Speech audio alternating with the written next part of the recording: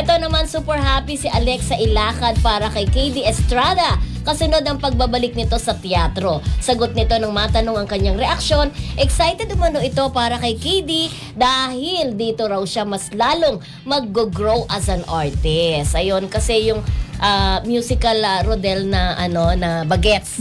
Alam naman natin na ginawang musical yan, kasama diyan yung anak ni Aga si Andres, 'di ba? Ay may mga nagsasabi na talagang parang tinatahak na nila yung kanilang solo career. Dahil parang wala si Alexa doon. May ginawa silang musical play dati, yung Walang Aray, yung pinanood natin, Kuya Romel, di ba? Hindi ako nakasama noon. Oo, hindi ka nakasama. Pangalawa ito, kasama si KD. Talagang nakita ko nagsasayaw si KD. KD tuloy.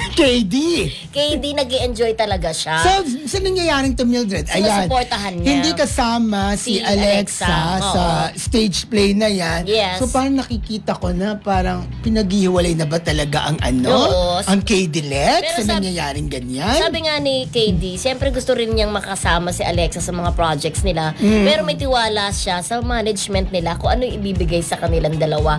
Siguro din ito opinion ko lang naman. Tinatry ng management talaga na magkaroon muna sila ng solo project. Kasi kahit papaano nag-effort naman sila, binigyan naman sila ng project together. Nagkaroon sila ng parang movie na kinunan sa Hong Kong. Pero siguro na feel nila na parang pagsolohin muna natin. At saka yung mga ibinigay naman na project nila together, hindi naman ganun yung malaki pa, diba? Hindi pa rin ganun. Kaya wag sabihin na binigay ng project, hindi naman nag-click. Yung mga naibigay naman po kasi dati, hindi naman ganun kalalaking mga proyekto. Yun diba? Oo, tama naman. At saka malay naman natin. Sabi nga nila, diba, parang yung ibang artista nga, ang tagal-tagal ng paghihintay. Bago nabibigyan ng break, diba?